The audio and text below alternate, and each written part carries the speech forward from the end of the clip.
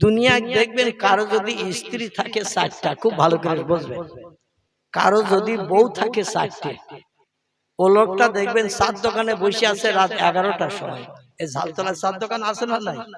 এই চার দোকানে বসে আছে রাত 11টার সময়। দোকানদারের নাম ধরুন সলিমউদ্দিন চাচা। কি নাম বললাম? সলিমউদ্দিন, মানে নামওয়ালা লোকের নাম বলছি না, সে আবার কাল ধরবে, এই জন্য সলিমউদ্দিন মনে করুন দোকানদারের নাম। দোকানদার বলছে রাত 11টা বেজে গেছে, এ আব্দুল মোমেন বাড়ি যাবি না? হারা তা আব্দুল মোমেন বলছে চাচা কি করবে এখন? বলছে খরিদ্দার তো আর নাই, তো ঘুম কামাই করে বসে থেকে তো দরকার নাই।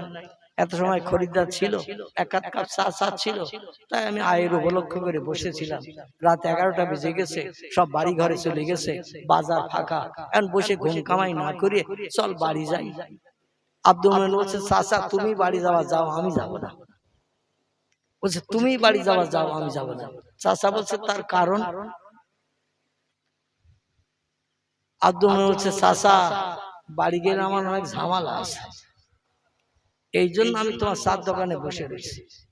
চাচা বলছে আমার একটা বউ, সেই সকালবেলা বাড়ি থেকে দোকান খুলতে এসেছি, আর এইভাবে চলছে আমার রাত 11টা পর্যন্ত। কখন বাড়ি যাব, খোকার মার চেহারা দেখবো, মুখের মুচকি হাসি দেখবো, পটচরা চোখে চাউনি দেখবো, দুধের মতো সাদা চকচকে রূপার মতো 11খানা দাঁত দেখবো, কলিজার গরম কাটাবো। একটা বউ, তাই আমি সাত দোকানে থাকলে মন আনচান করে কখন বাড়ি যায় একটু দেখা করে আসি। আর তোর এক বলতিস 4টে বউ, তুই বাড়ি যাবি না? বলছে চাচা তুমি বাড়ি যাওয়া যাও, আমি যাবো না। বলছে কারণ কি হারা? বলছে আমি বাড়ি গেলে কেউ হাত ধরবে, কেউ পা ধরবে, ধরিয়ে টানাটানি করবে, শেষ পর্যন্ত কাঁঠাল গাছ ফাড়া ছাড়া কোন লাইন হয়। 4টে বউ 4 দিকে টানবে, এ বলে আমার কাছে এসো, ও বলে আমার কাছে এসো, এ বলে আমার কাছে থাকো, ও বলে আমার কাছে থাকো। শেষ পর্যন্ত 4জন যদি হাত পা ধরে টানাটানি করে, কাঁঠাল গাছ ফাড়া মতো তক্তা যে কটা হবো তার ঠিক নাই। ওর থেকে তোমার এই 4 দোকানের বেঞ্চিতে রাত কাটানো ভালো। চাচা বলছে এখানে মশা তোর তো সেকে ধরবে না, বল মশার কামড় খেয়ে ঘুমানো ভালো, বাড়ি যাওয়া ভালো। 4টে বউ, তাই আমরা ভয়তে অনেক সময় রাতে বাড়ি যাই না। আর জান্নাতের ভিতরে এক একটা পুরুষের স্ত্রী হবে 70টা, জোরে বলুন সুবহান। সেখানে কোনো ঝামেলা নাই, ঝঞ্ঝাট নাই, দ্বন্দ্ব নাই। বাংলা একটা প্রবাদ আছে, মেয়েদের বেকা হাড়। কি হাড়? বেকা হাড়। এরা কোনোদিন সোজা রাস্তায় চলে না, তবে লাউখালি বার্গার মেয়েরা সব সোজা চলে। এদের নামে বদনাম দেব না, এরা সব সোজা চলে। আমাদের বসিরা এই বেকা হাড়ের তৈরি বলে এরা সব সময় চলে বেকা। মেয়েরা সব জিনিসের ভাগ অপরকে দিতে চায়, একটা জিনিসের ভাগ কাউকে দিতে চায় না। সেটা কিসের ভাগ বলেন তো? কিসের ভাগ? স্বামীর ভাগ। স্বামীর ভাগ মেয়েরা কাউকে দিতে চায় না, সব জিনিসের ভাগ দেবে, স্বামীর ভাগ কাউকে দিতে চায় না। কোন একটা মেয়ের যদি বলা হয় তুমি অন্য ঘরে থাকো, আর তোমার স্বামীর নিয়ে মোমেন আবু 3 দিন থাকে ঘরে, নাউজুবিল্লাহ। তুমি অন্য ঘরে থাকো আর মোমেন আবু তোমার স্বামীর নিয়ে 3 দিন থাকে ঘরে, নাউজুবিল্লাহ। রাজি হবে তার স্ত্রী? রাজি হবে? বলে আমি বেঁচে থাকতে মোমেনা থাকবে আমাদের খোকার বাপের নিয়ে, গোয়াল ঘরে মুড়ো ঝাঁটার আস্ত রাখবে না, ঠিক কি না? কিন্তু ওই মেয়েটারে যদি বলা হয়, খুব ভালো করে বোঝেন, ওই মেয়েটারে যদি বলা হয় তোমার স্বামী ইন্তেকাল করেছে, তোমার স্বামী মারা গেছে, পাড়া প্রতিবেশীরা দেখতে আসছে আব্দুর রহিম চাচা মারা গেছে, পাড়া প্রতিবেশীরা দেখতে আসছে, একে অপরকে জিজ্ঞাসা করছে জানাজা কখন হবে। আমার ভাইরা বলছে ইমাম সাহেব মাইকে অ্যানাউন্স করে কখন বলে, এখনো পর্যন্ত বলে নাই। মসজিদের ইমাম সাহেবের কাছে কর্তৃপক্ষরা গেছে, যে বলে ইমাম সাহেব আমাদের বাপ মারা গেছে, চাচা মারা গেছে, এই জন্য জানাজার ব্যবস্থা তো আপনাকে পড়িয়ে দিতে হবে, জানাজা করে কবরে দাফন করে দিতে হবে। ইমাম সাহেব বলছে চাচার সঙ্গে আমার বড় মহব্বত ছিল, ভালোবাসা ছিল, প্রতিদিন 5 ওয়াক্ত মসজিদে জামাতে নামাজ পড়তে যেত, আমার ডান পাশে কিংবা বাম পাশে দাঁড়াতো, প্রতিদিন 5 ওয়াক্ত নামাজ পড়ি, পিছনে ফিরলে দেখা হতো আহারে চাচা মারা গেছে, বলে নাম হাত, বলে চলো একটু চাচারে দেখে আসে। ইমাম সাহেব এসেছে, মর্যাদার সঙ্গে এসেছে। ইমাম সাহেব চাচারে মুখটা দেখলো, আল্লাহর কাছে দোয়া কামনা করলো, ও আল্লাহ চাচারে তুমি জান্নাতি করিও, কারণ 5 ওয়াক্ত ইমামতি করেছি আমি মসজিদে, চাচা 5 ওয়াক্ত জামাতে শরীফ হয়েছে, চাচা 5 ওয়াক্ত নামাজি ছিল। আল্লাহ তার নামাজ পড়ার কারণে, ইবাদত বন্দেগী করার কারণে কবরকে তার জান্নাতের বাগান বানিয়ে দিও। ইমাম সাহেব দোয়া করে চলে যাচ্ছে, আর বলছে এখন জানাজা কবে হবে? বলে হুজুর আগামীকাল জোহর বাদ জানাজা হবে, আত্মীয় স্বজন দূরে আছে, তাদের একটু টেলিফোন করতে হবে, খবর দিতে হবে, তারা আসবে, সময় লাগবে, এই জন্য কাল জোহর বাদ জানাজা হবে। ইমাম সাহেব বলল মোহব্বতের চাচা, 10 বিঘে জমি আছে, 3খানা গাড়ি আছে, 4 তলা বাড়ি রয়েছে, চাচার সময় সম্পত্তি অর্থবিত্ত কম নাই, এই জন্য চাচার জানাজাটা 3 দিন পরে হোক। কদিন পর? 3 দিন পরে চাচার জানাজা হোক, কাল দুপুরের জোহরের পরে নয়। পাড়া প্রতিবেশীরা বলছেন আপনার মোহব্বতের মুক্তাদি প্রতিদিন 5 ওয়াক্ত আপনার পিছনে যখন ইক্তেদা করে নামাজ পড়েছে, আপনি যেটা বলবেন আমরা গ্রামবাসী মেনে নিলাম, মেনে নেব। 3 দিন পরে জানাজা হবে, আপনি ইমাম যেটা বলছেন সেটাই হবে। 3 দিন লাশ রাখা হোক। লাশ গোসল করিয়ে কাপড় পরিয়ে রাখা হয়েছে। যে স্ত্রী অপর মেয়েকে স্বামীর পাশে শুতে দিতে চায়নি, ওই স্ত্রীকে যদি ডেকে বলা হয় 3 দিন পরে তোমার স্বামীর ঘর থেকে নিয়ে কবরে দাফন করা হবে, রাতের বেলা তোমার স্বামীর পাশে 3 দিন তুমি থেকো। দেখবে কত মহব্বত, কত প্রেম, কত ভালোবাসা। 47 বছর সংসার করেছে স্বামীর নিয়ে, 47 বছর বিবাহ বন্ধনে আবদ্ধ হয়ে সংসার করেছে স্বামীর নিয়ে, স্বামীর পাশে কাউরে থাকতে দেয়নি, নিজেই স্বামীর পাশে থেকেছে। এখন স্ত্রীরা বলা হলো তোমার স্বামীর 3 দিন পরে কবরে দাফন করা হবে, তোমার স্বামী একা ঘরে থাকবে, এটা যুক্তির কথা নয়। তুমি তার স্ত্রী, 47 বছর একই বালিশে মাথা দিয়ে শুয়েছো, কিংবা পাশাপাশি বালিশ নিয়ে মাথা দিয়ে শুয়েছো, এই 3টে দিন তোমার স্বামীর পাশে থেকো। স্ত্রী রাজি হবে তো হবে? স্ত্রী বলবি আবার কি ধরনের ফতোয়া?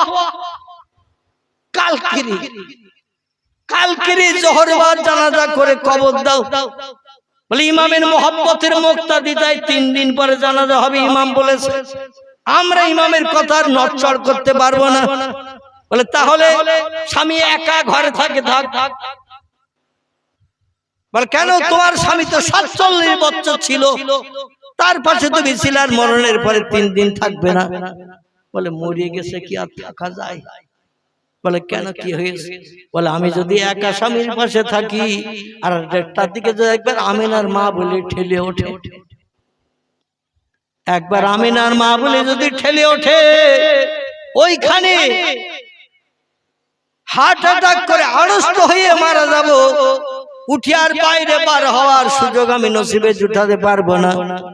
আমি একা থাকতে পারবো না স্বামীর পাশে। এতদিন ছিলাম, স্বামী জিন্দা ছিল, তাই এখন মারা গেছে, সব সম্পর্ক দূর হয়ে গেছে।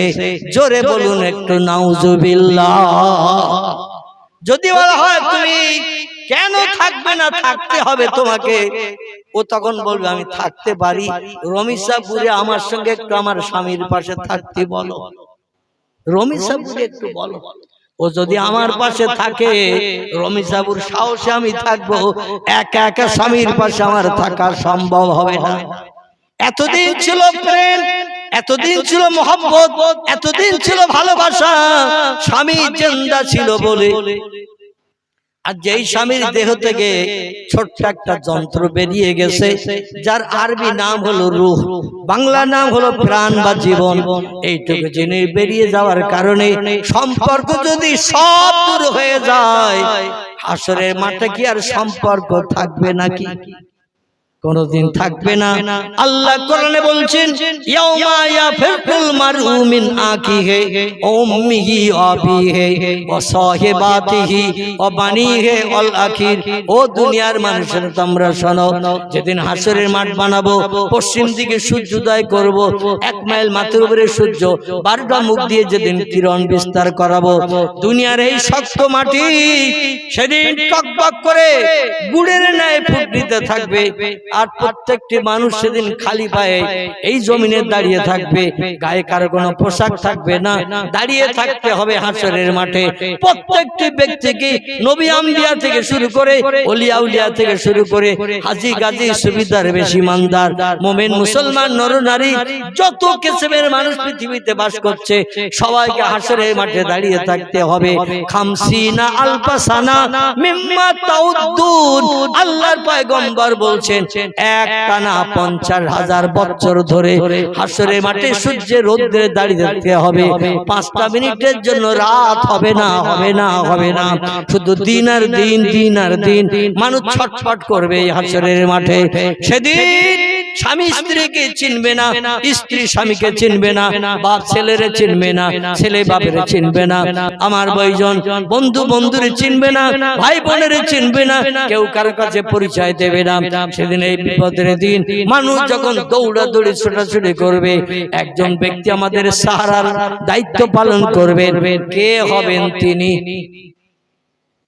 কেউ যখন কারো হবে না, কেউ কারো চিনবে না, কেউ কার কাছে পরিচয় দেবে না, কেউ কারো উপকারে কাজে লাগবে না, সেদিন হাসরের মাঠে আমাদের হাজির হতে হবে না, হবে না। এমন একটা লোক আজকে বলুন যে হুজুর আল্লাহ আমারে চিনবে না, আমারে আল্লাহ হাসরে হাজির করতে পারবে না, আছে কোন বাপের বেটা এমন? আল্লাহ বলছে সুম্মা ইলাইহি তুরজাউন, প্রত্যেকটি ব্যক্তিকে হাসরের মাঠে আমার সামনে হাজির হতে হবে। রেহাই নাই, রেহাই নাই, রেহাই নাই, সবাইকে হাজির করাবো। কোন বাপের বাচ্চা আন্ডা বাচ্চা কেউ নিষ্কৃতি পেতে পারবে না। জোরে বলুন একটু আমিন। সেদিন নবী আম্বিয়ারা পর্যন্ত তাদের উম্মতের দিকে ফিরে তাকাবে না। উম্মতেরা ডেকে বলে পয়গম্বর ইব্রাহিম নবী, আমরা এই সূর্যের রৌদ্র সহ্য করতে পারছি না, দিন হয়ে তো আর রাত হয় না, সূর্যের রৌদ্র বন্ধ হয় না, সূর্যের আলো কম হয় না, দুনিয়ার মাটি গলে যে টকবক করে পড়ছে, আমরা সে খালি পায়ে দাঁড়িয়ে আছি জমিনে, আমাদের দেহগুলো অষ্টাগত হয়ে গেছে, রৌদ্র তবে মাথার ঘিনুগুলো গলে যে নাকের ছিদ্র দিয়ে বার হচ্ছে, গালের ভিতর দিয়ে বার হচ্ছে, চোখের কোণা দিয়ে মাথার ঘিনুগুলো গলে বার হয়ে যাচ্ছে, পিপাসা এত কাতর হয়ে গেছে, জিভটা লম্বা হয়ে বেরিয়ে নাভির নিচে পর্যন্ত নেমে চলে এসেছে। আল্লাহর পয়গম্বর বলছে সেদিন এমন কঠিন দিন হবে, 7টা সাগরের পানি যদি কোনো মানুষকে দেখানো হয়, মানুষ পানি দেখে বলবে ওই যে পানি দেখছে সাগরের পানি, অতি আমার পিপাসা মিটবে না, আরো বাড়তে পানি লাগবে। দাঁড়িয়ে থাকতে হবে হাসরের মাঠে 50,000 বছরের লম্বা দিন। ইব্রাহিম নবী বলবে আমি নিজের জ্বালায় ব্যস্ত আছি, তোমরা আমার উম্মতেরা কি বলতে চাইছো বলো। বলে আল্লাহর কাছে যে একটু বলুন, আল্লাহ আমাদের হিসাব নিকাশটা একটু আগে করে দিক, আমরা জান্নাতি হই জান্নাতে যাব, জাহান্নামী হই জাহান্নামে যেয়ে পড়বো। হাসরের মাঠে দগ্ধ আর সহ্য করতে পারছি না, এজন্য আমাদের হিসাব নিকাশটা একটু আগে করতে বলুন। কারণ 1 লক্ষ মোতাবেক 2,24,000 পয়গম্বর পৃথিবীতে এসেছে, প্রত্যেক পয়গম্বরের উম্মত পৃথিবীতে বসবাস করেছে। আল্লাহ এক এক করে সব পয়গম্বর উম্মতদের যদি এক এক করে ডাকে, আর কতদিন যে দাঁড়িয়ে থাকতে হবে সূর্যের রৌদ্রে, এই হাসরের মাঠে তার ঠিক ঠিকানা নাই। এজন্য আপনি আল্লাহর কাছে যে একটু বলুন, আল্লাহ যেন আমাদের হিসাবটা একটু তাড়াতাড়ি করে দেয়। ইব্রাহিম নবী বলবেন যদি হিসাব তাড়াতাড়ি করতে চাও তোমরা যেয়ে বলো, আমি তোমাদের হয়ে যে বলতে পারবো না। উম্মতরা বলে আগে যদি জানতাম আপনার উম্মত হয়ে পৃথিবীতে বাস করতাম না। এই বিপদে আমাদের একটু উপকারের জন্য আল্লাহর কাছে বলতে যাবেন না, কারণটা কি? ইব্রাহিম নবী বলবেন আমি একটা মিথ্যা কথা বলেছিলাম, আল্লাহর দ্বীন প্রতিষ্ঠার জন্য মিশরবাসীদের কাছে বলেছিলাম, মিশরবাসীরা তোমাদের এই পূর্বগুলোকে ভেঙে দিয়েছে, তোমাদের এই বড় খোদা। আমি একটা মিথ্যা কথা বলেছিলাম, আসলে ভেঙে দিয়েছিলাম আমি কুড়াল দিয়ে। ফাঁকাদাল ফাসা ফিউনুকিহি, আমি কাঁধে করে একটা কুড়াল দিয়ে গিয়েছিলাম, যে বলা ও খোদারা যদি তোমরা খোদা হও, আমি প্লেটে করে খাবার এনেছি, খাবারগুলো যার যেটা পছন্দ তুলে নাও, খাও। কিন্তু খোদারা কেউ কোনো কথা বলে না, অমানত কেউ কোনো কথা বলে না। আমি বললাম তোমাদের পছন্দ যার যেটা তুলে নাও, খাও। তোমাদের দেশবাসীরা সব মেলায় আনন্দ করতে গেছে, তোমাদের চিন্তা ভাবনা কেউ করেনি। আমি আজরের বেটা, তোমাদের চিন্তা করে মেলায় যাইনি, তাই তোমাদের জন্য কিছু খাবার নাস্তা এনেছি, যার যেটা পছন্দ নাস্তা তুলে নাও। ওলা তাকুল, খোদারা কেউ কথাও বলে না, অমানত তারা চুপ করে বোবার মতো দাঁড়িয়ে গেছে। ইব্রাহিম নগদে বা ইব্রাহিম সাল্লাম বড় রাগান্বিত হয়ে গেলেন, বলে আমানত যদি তোমরা কথা না বলো, আমি কাঁধে কি আছে একটু দেখে নাও। এই খোদা আমার কাঁধে কি আছে দেখে নাও, কথা যদি না বলো, ফল যদি তুলে না খাও, ব্যবস্থা করে দেবো এই জিনিস দিয়ে। তাও তারা কোনো কথা যখন বললো না, ইব্রাহিম ওই কাঁধেতে কুড়ালটা নামিয়ে নিয়ে এক এক করে গুলুম গুলুম করে আঘাত করতে শুরু করলো, ভেঙে চুরমার করে দিয়ে ওই মন্দিরের ভিতরে, ওই প্রতিমা ঘরের ভিতরে সব কেউ বা ভূত হয়ে, কেউ বা শীত হয়ে, কেউ বা কাত হয়ে, হাত পা মাথা সব ভেঙে চুরে পড়ে রয়েছে। আল্লাহ মগজে একটু যুক্তি দিয়ে দিল, সব বলে ভাঙিস না, কারণ ওরা বাজার থেকে ফিরে আসলে কিন্তু তোর পিঠ বাঁচবে না। তুই 81 বাড়ি, সব চলে গেছে মেলায় আনন্দ করতে, বাড়ি এসে তো তোরে ধরবে, কারণ তুমি ছিলে বাড়ি। এ খোদাদের সঙ্গে দুর্ব্যবহার কে করেছে? মা ফালতা হাযা বিআলিহাতিনা, এসে বলবে ইব্রাহিম আমাদের খোদাদের সঙ্গে এই দুর্ব্যবহার কে করলো বলো। তুমি তখন কি উত্তর দেবে? এইজন্য বড়টারে রেখে দাও, আর কুড়ালের আষাঢ়ে একটু দড়ি বেঁধে বড়টার মাথা দিয়ে ঢুকিয়ে গলায় হারের মতো ঝুলিয়ে দাও, বড়টার গলায় হারের মতো ঝুলিয়ে দাও, দিয়ে বাড়ি চলে যে তুমি শুয়ে থাকো। ওরা মেলা থেকে ফিরে এসে যখন বলবে মাহালুকা মাকবরাকে ইব্রাহিম খবর কি, উনি বলবে আনা সাকিমুন, আমি যে অসুস্থ ছিলাম পূর্বে জরুরি রোগী, এখনো সেই জরুরি রোগী আছে। ওরা ওদের খোদাদের উপাসনা করতে যাবে, পূজা করতে যাবে, প্রতিমালয়ে যাবে, যে যখন দেখবে সব ভেঙে চুরমার হয়ে কাচ্চিত হয়ে পড়ে রয়েছে, তোমার কাছে যে খবর নেবে, তুমি তখন তত্ত্বটা দিয়ে দেবে। বুঝতে পারছো না, একটা প্লেটে খাবার আর খোদা অনেকগুলো, ওরা খেতে যেই দ্বন্দ্ব বাঁধিয়েছে, যার কারণে মারামারি করতে যে সব নিজেরাই ঝঞ্ঝাট করে ভাঙাচুরা করে সব ভেঙে চুরমার হয়ে গেছে। আর যে আর গায়ে শক্তি বেশি, ক্ষমতা বেশি, সে হলো ওই বড়টা। ওই বড়টার গলায় দেখতে পাচ্ছ না কুল ঝোলানো, ও মাল সব কাছের কাছে রেডি করে রেখে দিয়েছে, কাউরে খেতে দেয়নি। আর যে খেতে এসে তার গুলুম গালাম অ্যাকশন করে কমপ্লিট করেছে। আসলে প্রতিমাগুলো ভেঙেছিল কে? ভেঙেছিল কে? ইব্রাহিম নবী। কিন্তু ওদের বলেছিল ওই বড় কথা তোমাদের ওইটি ভেঙেছে। বলছে আমি একটা মিথ্যা কথা বলেছিলাম, আর আল্লাহর কাছে তোমাদের হয়ে যদি বলতে যাই যে আল্লাহ আমার উম্মতদের একটু আগে হিসাব করে দাও, আর আল্লাহ ক্যাট করে আমার হাতটা ধরে বলে এই মিথ্যা কথা বলেছিলি কেন? ঠাকুর ভাঙলি তুই, আর দোষ দিলি বড় ঠাকুরের, এই মিথ্যা কথা বলেছিলি কেন? আল্লাহ যদি আমারে ধরে আমি চরম বিপদে পড়ে যাব। আল্লাহ দিন কাহার নাম নিয়ে, জাব্বার নাম নিয়ে বিচার শুরু করবেন, এত রাগান্বিত মেজাজ নিয়ে আল্লাহ বিচার শুরু করবেন। আল্লাহর সামনে কোনো পয়গম্বর দাঁড়াতেও পর্যন্ত ভয় করবে। জোরে বলুন একটু সুবহানাল্লাহ। মুসা নবীরে বলবেন, এ মুসা তোমার উম্মতগিরি করেছি বনি ইসরাইল কওমের মানুষ, আমরা যা বলেছো তাই শুনেছি, যেটা মানতে বলেছো সেটা মেনেছি, যেটা করতে বলেছো সেটা করেছি। এখন হাসরের মাঠে আমরা সূর্যের রৌদ্রে কষ্ট পাচ্ছি, দাঁড়াতে পারছি না। আল্লাহর কাছে একটু দিয়ে বলো, আল্লাহ যেন আমাদের বিচারটা একটু তাড়াতাড়ি করে দেয়। জান্নাতি হই জান্নাতে যাব, জাহান্নামে হই জাহান্নামে যে দগ্ধ হব। এই সূর্যের রৌদ্র হাসরের মাঠে মাঝখানে এ দগ্ধ আমরা মাঝ পজিশনে সহ্য করতে পারছি না। মুসা নবী বলবেন যেতে হয় তোমরা যাও, আমি যাব না। বলে কারণ? বলে এক কিবতীরে আমি এক ঘুষি মেরেছিলাম, এক ঘুষি চিৎ পটাং হয়ে মারা গেছি। আমি তো মার্ডার কেসের আসামি, আমি মার্ডার কেসের আসামি। ফেরাউনের দলের একটা লোকের নাকে একটু ঘুষি মেরেছিল, আর পিছনে চিৎ পটাঙ্গি পড়ে গেছে, নাড়াচাড়া দিয়ে দেখে ও পটল তুলেছে, জনম জনম মারা গেছে। এখন আল্লাহর কাছে তোমাদের হয়ে বলতে যদি যাই, আর আল্লাহ ক্যাট করে হাত ধরে যদি বলে মানুষ মার্ডার করেছে কেন, বল কই ভাত দিতে পারবো না, চরম বিপদে পড়ে যাবে।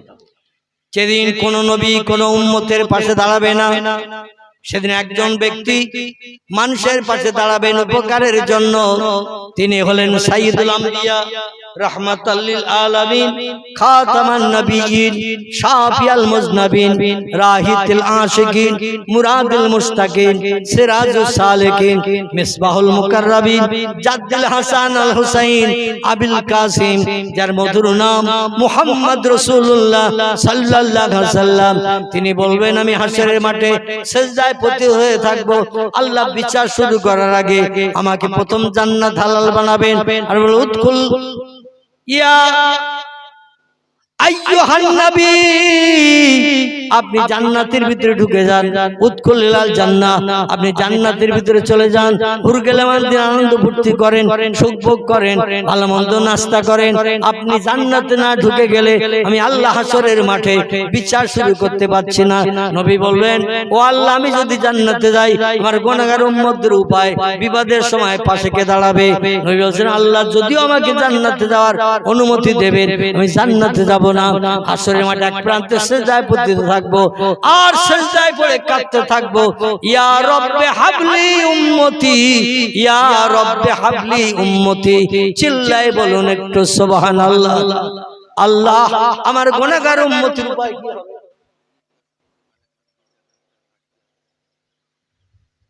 আমি তো আপনাদের দাওয়াত নেওয়ার সময় বলেছি, সব বুঝতে পেরেছি। আপনারা আমাকে নিষেধ করেছিলেন, হুজুর আমাদের পাশে মসজিদ, আমাদের জলসায় কালেকশন করা যাবে না। আমার কানে এখনো সে কথা বাজছে। এখন আপনি বলবেন কালেকশন করতে, আমি অধমতা করব না। ঘাটতি আছে, ঘাটতি থাকবে। আমি বলেছিলাম যে আপনারা অল্প কিছু ছেলে এই জলসাটা দিচ্ছেন, আপনাদের বাজেটে একটু ঘাটতি আছে, তো দরকার শেষের দিকে আমি অধম যদি মাজুর অসুস্থ ব্যক্তি দুটো হাত যদি পাতি, কিছু মানুষ হয়তো 2-10 টাকা 20 টাকা কোরআনী মজলিসের ভালো কাজের জন্য সাহায্য করতে পারে পরকালের আশায়।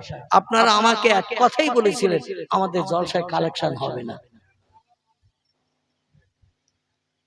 তো কালেকশন হবে না, এখন আবার কালেকশনের কথা কেন? তাহলে সিদ্ধান্ত আমি তো আপনাদের নিতে বলেছিলাম, সেই সময় আপনারা আলোচনা করেন, সিদ্ধান্ত কমিটির ছেলেরা নাম লেখাবেন, এতে আমার আপত্তি নেই। আগামী বছর আবার এই ইসলামী প্রোগ্রাম হবে। বাপ মা দাদা দাদি আপনজন আত্মীয় স্বজন দুনিয়ার মোহমায়া ছেড়ে অন্ধকার কবরে যারা ধরাশায়ী হয়ে আছে, আমরা আমাদের বাস্তব চোখে তাদের কবরে হালাত দেখতে পাই না। কবরের পাশে দাঁড়ালে তারা কি অবস্থায় আছে খবরও শুনতে পাই না। এই জন্য জায়গা জমি ঘর বাড়ি সব তারা রেখে গেছে, না যায়নি, রেখে গেছে। তাদের আত্মার কল্যাণের জন্য আগামী বছর এই রকম বেহেশতের বাগান বানানো হবে, দোকানে করে হাত আল্লাহর কাছে তুলে দোয়া করা হবে। আল্লাহ বলেন, উদুনি, আমার কাছে তোমরা চাও, আস্তাজিব লাকুম, আমি আল্লাহ তোমাদের দোয়া দাবিল করে কবুল করে মনোবাঞ্ছা পূর্ণ করব। জোরে বলুন একটু সুবহানাল্লাহ। এই জন্য ওয়াজ নসিহতের মজলিস হয়। তবে এই ওয়াজ নসিহতের মজলিস আমাদের দেশে হয় না। এই ওয়াজ নসিহতের মজলিস 1450 বছর আগে পয়গম্বর মুহাম্মদ রাসূলুল্লাহ মসজিদে নববী, মদিনার বড় মসজিদ, যে মসজিদে বর্তমান 7,25,000 মানুষ একসঙ্গে জামাতে নামাজ পড়ার সুযোগ পাচ্ছে, এখানে এখনো পর্যন্ত ওই মসজিদের ভিতরে ওয়াজ হয়। জোরে বলুন একটু সুবহানাল্লাহ। তাও খালি মুখে নয়, ভাই মাইক উপর নিয়ে বক্স লাগিয়ে মসজিদে নববীর ভিতরে আসরের নামাজ বাদ মাগরিবের আগ পর্যন্ত আমি অধম বাস্তব চোখে দেখেছি, কানে শুনে এসেছি ওয়াজ। মদিনার বিশ্ববিদ্যালয়ের ছাত্ররা মসজিদে নববীর ভিতরে কিতাব পত্র নিয়ে আসে, আর মুহাদ্দিসরা এসে মাইক্রোফোনে কোরআন হাদিসের কথা আলোচনা করে। হাজিরাও শোনে, মাদ্রাসার ছাত্ররা শোনে। এখনো মসজিদে ওয়াজ হয়, কাবার চাতলে ওয়াজ হয়। বর্তমান যুগে কিছু খোদাদ্রোহী বলবো, তারা এইরকম ভালো কাজের বিরোধিতা করে। মিলাদ মাহফিল দিতে হবে না, কোরআন হাদিস আলোচনা শুনতে হয় না। মানুষ তো এমনি হেদায়েত হচ্ছে না, যখন একটু শোনে মনটা একটু নরম হয় না? হয় না? মদখোর মদ খাওয়া ছাড়ে না, সুদখোর সুদ খাওয়া ছাড়ে না, ব্যভিচারী পরের দরজা ঠেলা বন্ধ করে না। যা ছিল পূর্বে মিলাদের পরের দিনও তাই। ঠিক বললাম না ভুল বললাম? কিন্তু জলসায় যখন বসে থাকে, ভালো কথাগুলো যখন শোনে, মনটা একটু নরম হয় না? হয় না? এই যে মনটা নরম হয়, আল্লাহ পাক তার এই নরম মন হওয়ার কারণে আগামীতে হেদায়েত দিতে পারে না। এই জন্য ভালো কাজের বিরোধিতা করবেন না। নিজে করতে পারেন না, অপরে করছে, এ ভালো কাজের বিরোধিতা করবেন না। কারণ পয়গম্বর মুহাম্মদ রাসূলুল্লাহ নিজে, সাহাবীরা মূর্খ ছিল, সাহাবীরা শরীয়ত জানতো না, শরীয়তের আইন কানুন জানতো না। পয়গম্বর আসরের নামাজ বাদে, ফজরের নামাজ বাদে মসজিদে নববীর ভিতরে মেহরাবে বসে ওয়াজ চালু করেছে 1450 বছর আগে। জোরে বলুন সুবহানাল্লাহ। সেই ওয়াজ এখনো হচ্ছে। এটা নতুন কোন তথ্য নয়। তো আমাদের দেশের কিছু সুরাট, মিরাট, গুজরাট এবং উত্তরপ্রদেশ, বিহার, এমন করে আরো অন্যান্য রাজ্য থেকে কিছু ছেলেরা পড়াশোনা করে এসে কোরআন পাক, হাদিস পাকটা পড়াশোনা করেছে। কিছু ছেলেরা এসে মন্তব্য করে মিলাদ মাহফিল দিতে হবে না, ওটা বেদাত। কিছু ছেলেরা এরা বলে ওটা বেদাত, আগে ছিল না। মিলাদ মাহফিল দিয়ে কোনো লাভ নাই, ও টাকাটা আমাদের কাছে দাও, আমরা খরচ করি, অমুক করি, তমুক করি। আসলে কিছু ছেলেরা গুজরাট থেকে, সুরাট থেকে, মিরাট থেকে, সাহারানপুর থেকে, দেওবন্দ থেকে, আহমেদাবাদ থেকে পড়াশোনা করে মন্তব্য করে। আসলে পয়গম্বর মুহাম্মদ রাসূলুল্লাহ জীবনী ওরা আসলে আলগা করে দেখে না। যদি আলগা করে দেখতো, মসজিদের ভিতরে নবী ওয়াজ করেছে। এখন ওয়াজ কোথায় হয়? বাইরে সামিয়ানা টানিয়ে পান্ডেল করে বেহেশতের বাগান বানানো হয়। পৃথিবীতে দুটি জায়গা বেহেশতের বাগান, একটি জায়গার নাম হলো মসজিদ, একটি জায়গার নাম হলো এই কোরআন হাদিসের আলোচনার মজলিস। এই দুটো জায়গা হলো বেহেশতের বাগান। জোরে বলেন একটু সুবহানাল্লাহ। এই জন্য আমি অনুরোধ করব আমার যুবক ভাইরা, বিশেষ করে যারা আজকে মজলিসের ইন্তজাম করেছে, পয়গম্বর মুহাম্মদ রাসূলুল্লাহ সিজদায় পতিত হয়ে থাকবেন। হিসাব নিকাশ শেষ হয়ে যাবে, জান্নাতীরা জান্নাতে যাবে, জাহান্নামীরা জাহান্নামে চলে যাবে, হাসরের মাঠ খালি হয়ে যাবে। আল্লাহ ডেকে বলবেন, ফেরেশতারা আমার হাবিব কোথায় আছে একটু দেখে এসো। জান্নাতের ভিতরে যে ফেরেশতারা দেখবেন, জান্নাতে হুর গেলেমান পোশাক পরিচ্ছদ পরিধান করে, সৌন্দর্য চেহারা শ্রীবৃদ্ধি করে বসে রয়েছে, স্বামী নাই। মানে স্বামী হলো মুহাম্মদ রাসূলুল্লাহ, স্বামী নাই। ফেরেশতারা ফিরে এসে বলে, ইয়া রাব্বি, আপনার হাবিব জান্নাত এখনো যায় নাই। আল্লাহ বলে, প্রথম আমার নবী জান্নাত হালাল বানিয়েছে, এখনো নবী যায় নাই। ফেরেশতারা বলে, লা ইয়া রাব্বি, যায় নাই। আল্লাহ বলে, তারা হাসরের মাঠে খোঁজো, খুঁজে খুঁজে খুঁজে খুঁজে ফিরে এসে বলে, আল্লাহ পাই নাই। আল্লাহ বলে, আবার যাও। আবার দুবার যাবে। আমি তিরমিজি শরীফের হাদিসের কথা বলছি। আবার যাবে, আবার যে ঘুরে আসবেন, হাসরের মাঠের চতুর্দিকে দেখে পাবে না। এসে বলে, আল্লাহ পাই নাই। আল্লাহ বলে, আবার যাও। ফেরেশতারা আবার যাবে, হাসরের মাঠের চতুর্দিকে ঘুরে ঘুরে ফেরেশতারা তন্ন তন্ন করে আসবেন, তৃতীয়বারও পাবেন না। আল্লাহ বলেন, আবার যাও। আমার নবী যখন জান্নাতে নাই, হুর গেলেমানেরা মুখ কালো করে বসে আছে, স্বামীরা পায় নাই, আমার নবী নিশ্চয় হাসরের মাঠে আছে, ভালো করে খোঁজ নাও। চতুর্থবারের মাথায় যেয়ে দেখবেন, হাসরের মাঠে এক প্রান্তের শেষ মাথায় এক নির্জন জায়গায় পয়গম্বর সিজদায় পতিত হয়ে জবানে শুধু আওয়াজ তুলছে, ইয়া রাব্বি হাবলি উম্মতি, ইয়া রব্বি হাবলি উম্মতি। আল্লাহ নবী বলছেন, ও আল্লাহ আমার গুনাহগার উম্মতের উপায় কি হবে, আমার গুনাহগার উম্মতের উপায় কি হবে। ফেরেশতারা এই দৃশ্য দেখে এসে আল্লাহর কাছে এসে বলবেন, আল্লাহ আমার নবী কাঁদবে উম্মতের জন্য, আমি আল্লাহ পাক আমার জান্নাত বানানো বেকার হয়ে যাবে, জাহান্নাম বানানো বেকার হয়ে যাবে, উরগেলমান বানানো বেকার হয়ে যাবে, আমার নবী কি চায় জিজ্ঞাসা করে এসো। ফেরেশতারা এসে বলবেন, ইরফা রাসাকা ইয়া রাসূলুল্লাহ, আল্লাহর পয়গম্বর মাথা তুলুন, আপনি কি জন্য কাঁদছেন বলুন। বলে আমি আমার বাস্তব চোখে দেখেছি আমার গুনাহগার উম্মতেরা তোমাদের মতো ফেরেশতাদের হাত বরাবর জাহান্নামের আগুনে সব ভর্তি হয়ে গেছে, ভুল করার কারণে, অপরাধ করার কারণে, মদ খাওয়ার কারণে, সুদ খাওয়ার কারণে, ব্যভিচার করার কারণে, নারীর জুলুম করার কারণে, ও গরিবদের হক ফাঁকি দিয়ে খাওয়ার কারণে জাহান্নামী হয়ে গেছে। আমি বাস্তব চোখে দেখেছি আমার উম্মতরা জাহান্নামে পড়বে, আমি রাসূল ওটা পছন্দ করি না, এই জন্য হাসরের মাঠে সিজদায় পড়ে কাঁদছে। আল্লাহর ফেরেশতারা বলবেন, পয়গম্বর আল্লাহ আপনার কান্নায় খুশি হয়েছে, আপনার কি হলে খুশি হবে, সিজদা থেকে মাথা তুলবেন বলুন। নবী বলেন, আমার গুনাহগার উম্মত একটা পর্যন্ত যত সময় জাহান্নামে থাকবে আমি তত সময় জান্নাতে যাব না। জোরে বলুন একটু সুবহানাল্লাহ। আল্লাহ পাক দেখে বলেন, হাবিব ইযহাবিল আন্নার, ও নবী জাহান্নামের দরজায় চলে যাও, আমি আপনার ফ্যাসিলিটি দিলাম, আপনার পাওয়ার দিলাম, আপনার ক্ষমতা দিলাম, জাহান্নামের দরজায় চলে যান। মালিক ফেরেশতারে ডেকে বলেন দরজা খুলে দিতে, আমার ফেরেশতার দরওয়ান মালিক দরজা খুলে দেবে। যে উম্মতটারে মনে করবেন জাহান্নাম থেকে টেনে বার করে জান্নাতে ঢুকিয়ে দেবেন, আপনি একটা গুনাহগার উম্মত জাহান্নামে থাকতে আপনাকে জান্নাতে যেতে হবে না, আমি মুহাম্মদ রাসূলুল্লাহকে পাওয়ার দিলাম, আপনি আপনার গুনাহগার উম্মত ছাড়া জান্নাতে যাবেন না। জোরে বলুন একটু সুবহানাল্লাহ, নারায়ে তাকবীর। এক একটা টেনে টেনে টেনে টেনে টেনে টেনে বার করে করে আমাদের মতো পাপী তাবি গুনাহগার উম্মতদের আল্লাহ নবী জান্নাত ভর্তি করে না দেয়া পর্যন্ত জান্নাতে ঢুকবেন না। সেই নবীর উম্মত হিসাবে আমরা এই পৃথিবীতে এসেছি, আমরা সৌভাগ্যবান না দুর্ভাগ্যবান? আমরা সৌভাগ্যবান। যেদিন কেউ কারো পাশে দাঁড়াবে না সেদিন পয়গম্বর আমাদের ছেড়ে জান্নাতে যাবে না। জোরে বলুন সুবহানাল্লাহ। এই জন্য অনুরোধ রাখবো, মাথার টুপিটা খুলবেন না, মুখে দাড়ি আর কাটবেন না, গায়ের লম্বা জামা ছাড়বেন না, হাটে বাজারে জামার বাড়ি শ্বশুর বাড়ি যেখানে যান আপনি ওই পাঞ্জাবিটা পরিত্যাগ করবেন না, হাঁটুর নিচে লম্বা জামা, এটা নবীর আদর্শ, এটা ছাড়বেন না আমার ভাই। মুয়াজ্জিন আজান দিলে আপনি হাজারো কাজে লাথি মেরে অন্তত মসজিদে জামাতে শরীক হওয়ার চেষ্টা করবেন।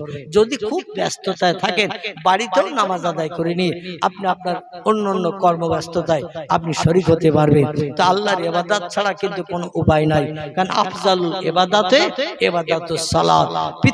পৃথিবীতে সবথেকে উত্তম ইবাদতের নাম হলো নামাজ। উত্তম ইবাদতের নাম হলো নামাজ। নামাজটা ছাড়বেন না। যারা মদ খান বাপেরে ফাঁকি দিয়ে, মায়ের ফাঁকি দিয়ে, চাচারে ফাঁকি দিয়ে, বাপ চাচার মা দেখতে না পেলে কোনো অসুবিধা নেই। আচ্ছা আল্লাহ কি ঘুমোয় নাকি? আল্লাহ ঘুমোয় বোধহয় নাকি? তাহলে আল্লাহ দেখতে পাচ্ছে না? পাচ্ছে না। সুদের টাকা নিচ্ছে না একে অপরের কাছ থেকে, আল্লাহ কি ঘুমাচ্ছে নাকি? ঘুমাচ্ছে নাকি? আল্লাহ বলছেন লাতা খুজুহু সিনাতু ওয়ালা নাউম, আমার কোনদিন ঘুম লাগে না, আমার এমনকি তন্দ্রাও আসে না, ঝিমটুনিও আসে না। 24 ঘন্টা দৈনন্দিন জেগে থাকি, রাত বা দিন আমার কাছে সব সমান। এই জন্য বাপ দেখতে পেলে অসুবিধা আছে, মা দেখতে পেলে অসুবিধা আছে, গ্রামের মেম্বার দেখতে পেলে অসুবিধা আছে, গ্রামের প্রধান দেখতে পেলে অসুবিধা আছে, মাতব্বার মোড়ল দেখতে পেলে অসুবিধা আছে। এই মোড়লের ফাঁকি দিয়ে কাজ করতে যাবেন না। সব সময় অন্তত চিন্তা করবেন যখনই যে কাজে যাচ্ছি আল্লাহ দেখছে, ঠিক না ভুল? আল্লাহ দেখছে, এইটা মনে করবেন। দেখবেন অনেক অপকর্ম থেকে আপনি সরে আসতে পারবেন। আল্লাহ দেখছে, এইটা সবসময় মনে রাখবেন। আমার যুবক ভাইরা যারা মদের নেশা করো বা গাঁজা খাও, এটা ওটা খাও, আপনার এলাকায় বোধহয় কেউ খায় না, হ্যাঁ এদিকেও খায়। আল্লাহ, আমি মনে করছিলাম বোধহয় আমাদের শহর এলাকায় বিক্রি হয়, এদিকেও খায়। নাউজুবিল্লাহি মিন যালিক। ইন্নামাল খামরু ওয়াল মাইসিরু ওয়াল আনসাবু ওয়াল আজলামু রিজজুম মিন আমালিশ শাইতান। আল্লাহ কোরআনে বলছেন মদ গাঁজা তাসপাশা জুয়া সিনেমা যাত্রা থিয়েটার এই কাজগুলো শয়তানের কাজ। শয়তান যাবে জাহান্নামে। এই কাজগুলো যারা পছন্দ করবে তারাও যাবে জাহান্নামে। এই জন্য আমরা শয়তানের আদর্শ থেকে দূরে সরে থাকবো। মদ যারা খাই জীবন আর মদের কাছে হাত দেবো না। সুদের ব্যবসা যারা করি আর অপরের কাছ থেকে সুদের সুদ কুশিত আমরা আদায় করে নেব না। তার যারা খেলি তাস খেলবো না। তাসপাশা খেলাটাও শরীয়তে হারাম। আমার ভাইরা এইভাবে গাঁজা যারা খান গাঁজার খাবেন না। আল্লাহ দ্বীনের পথের পথিক বনে যান। দুনিয়া তুচ্ছ দুদিনের জিন্দেগি, আজকের আছেন কালকে থাকতে পারবেন না। ঠিক কিনা বল? কালকে থাকতে পারবেন। এই জন্য বলুন আগামী বছরকে জলসা হবে না, এবছর শেষ। এই বছর শেষ না আরো দিকে যান। এই আস্তে আস্তে বলছিলেন না হুজুর একটু 2 ঘন্টার মতন টেনে দেবেন। পথে যখন আসছি না বলছিল হুজুর 2 ঘন্টার মতন টেনে দেবেন। তো টানতে টানতে 2 ঘন্টা পেরিয়ে গেছে, এখন দোয়া মোনাজাত বাকি। ঠিক না? 2 ঘন্টা পেরিয়ে গেছে, এখনো দোয়া মোনাজাত মিলাদ কিয়াম বাকি। তো মিলাদ কিয়াম দোয়া মোনাজাত করতে কম বেশি এখনো 12-14-15 মিনিট লাগবে।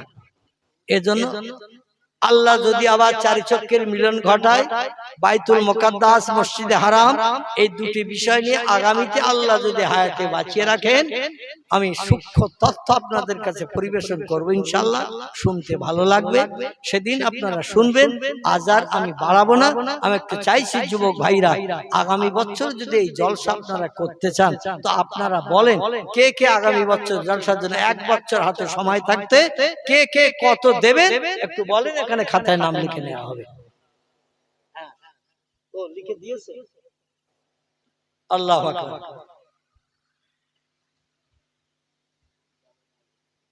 প্রথম আছে জামির মোল্লা 500। এখানে আছে নাকি জামির মোল্লা? নেই? আমার তো সন্দেহ আছে। বুঝতে পেরেছি আমার দেখতে দেখতে 65 বছর বয়স হয়েছে। কত মানুষ তাকবীর ধ্বনি নেয় 500 টাকা 1000 টাকা, জলসার 3 দিন আগে চাইলে বলে আমি তো বলি নাই। ঠিক এই ভাষা, কিন্তু তাকবীর উঠেছে আকাশ কাঁপানো। 1000 টাকা দিয়েছে, বক্তা যেরাম জোরে আওয়াজ, শ্রোতারও সেইরাম জোরে আওয়াজ। আর জলসার 3 দিন আগে টাকা সে দিয়েছে, বলতে আমি তো বলিনি, কে আমার নাম লিখে দিল? আরে প্রথম নম্বরে জামির চাচা তিনি তো নেই। আর শেষ পর্যন্ত আগামী বছর বলবে না তো আমি বলিনি, ওরা ছেলেরা লিখেছে, এরকম কথা বলবে না তো? হ্যাঁ, ছেলেকা নাম আসলে চাচার নাম আমি আগে বলবো না, কারণ তিনি অসুস্থ। তিনি শেষ পর্যন্ত যদি বলেন আমি বলিনি, তারপরে আল্লাহ যদি 1 বছর হায়াতে বাঁচিয়ে না রাখেন তাহলে ওই লোকটা তো ছাড় পাবে না। ওয়াদা করেছেন, ঠিক কি না?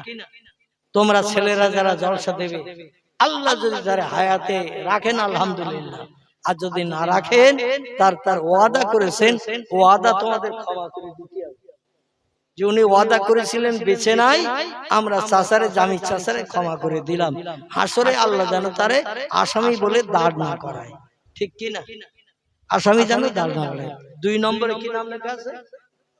বাকিবিল্লাহ মন্ডল মোল্লা 1000 টাকা আছে নাকি এখানে? বাকিবিল্লাহ কই?